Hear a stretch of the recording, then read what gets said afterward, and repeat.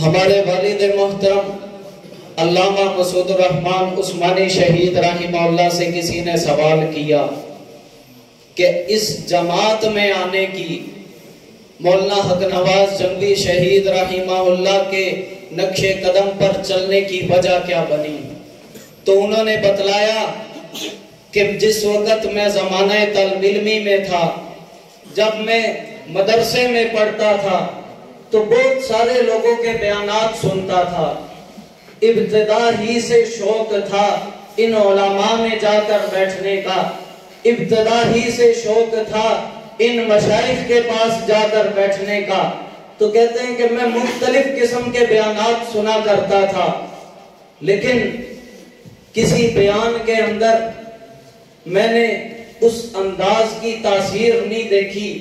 جو تاثیر مولانا حق نواز جنگی شہید رحمہ اللہ کے بیان میں دیکھی۔ تو پوچھنے والے نے پوچھا علماء تو اور بھی بہت تھے، ایسی خاص تاثیر کیا دیکھی؟ تو والد صاحب نے بتلایا کہ میں نے دیکھا کہ جس وقت کبھی حضرت جنگی شہید رحمہ اللہ کے سامنے یہ بات آتی کہ صدیق اکبر رضی اللہ تعالیٰ عنہ پر کسی نے بکواس کی ہے، کوئی تبرہ کیا ہے، یا صدیق اکبر کی بیٹی حضرت عائشہ صدیقہ رضی اللہ تعالیٰ عنہ جو نبی کی حرم ہیں، ان کے بارے میں کسی نے زبان دراز کی ہے، تو کہتے کہ باقی بھی علماء موجود تھے، باقی بھی علماء حق کا موجود تھے، لیکن جب اس قسم کا کوئی معاملہ ہوتا تو میدان میں اکیلے کھڑے اگر میں کسی شخص کو دیکھتا تو وہ حق نواز جنگی تھا۔ میں دیکھتا تھا کہ بڑی عجیب تڑپ ہے، تنہائی میں بیٹھ کر رو رہے ہوتے، تنہائی میں بیٹھ کر رب تعالیٰ کے سامنے دعائیں کر رہے ہوتے، اے اللہ میری زندگی ایسی بنا دے کہ میں اس انداز کا کامیاب ہو جاؤں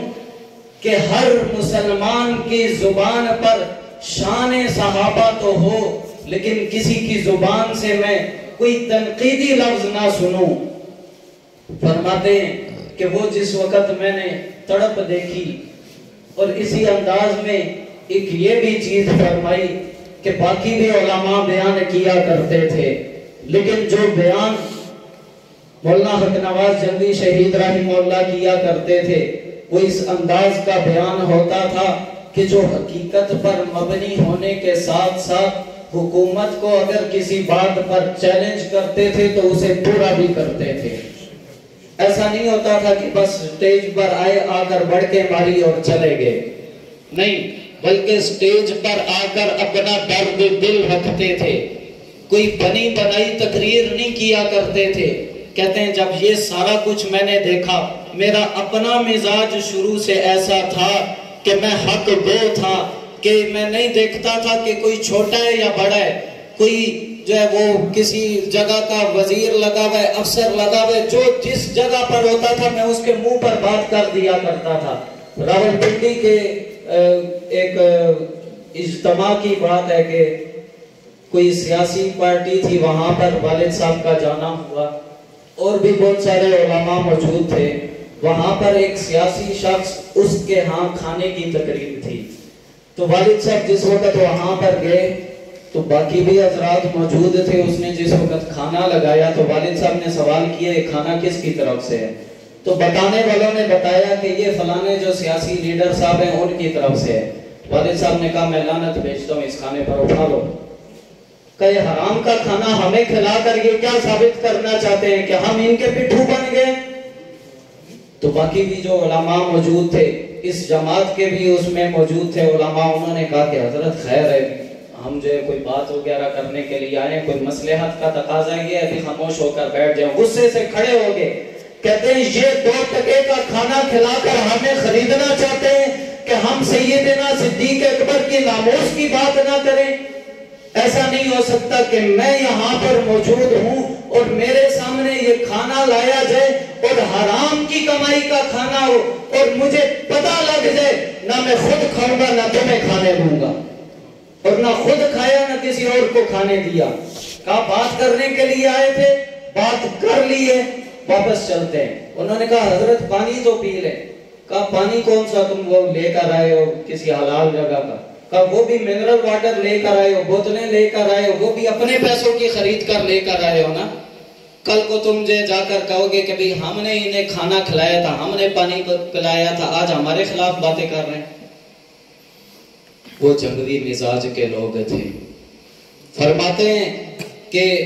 جس وقت میں حضرت جنگلی شہید رحمہ اللہ سے میں نے ملاقات کی، پہلی جب میری ملاقات ہوئی، ان کا میں نے جب بیان سنا، اتنا زیادہ میں متاثر ہوا کہ مدرسے سے میں نے رات کو چھٹی کی، اور چھٹی کرنے کے بعد میں پوری رات ان کے بیانات مختلف کیسٹوں میں سنتا رہا، اور صبح اٹھ کر میں نے وہ فارم فل کیا کہ جو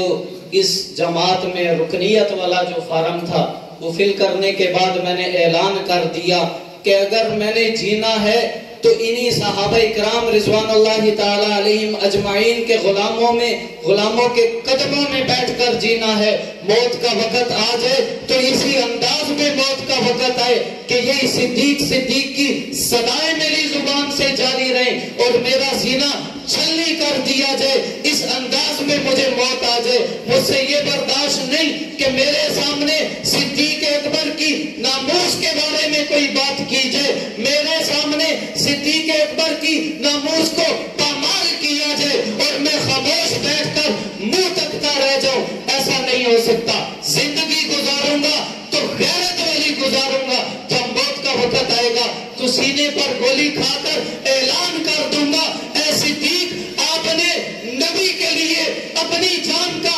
نذرانہ پیش کر دیا، اے صدیق آپ نے نبی کے لیے اپنا مال و دولت پیش کر دیا، اے صدیق آپ نے نبی کے لیے اپنی بیٹی پیش کر دی، اے صدیق آپ نے نبی کے لیے اپنا سب کچھ قربان کر دیا۔ میں آپ کے لیے آپ کا ادنا سا غلام اپنی ہر چیز قربان کرنا اپنے لیے سعادت سمجھتا ہوں۔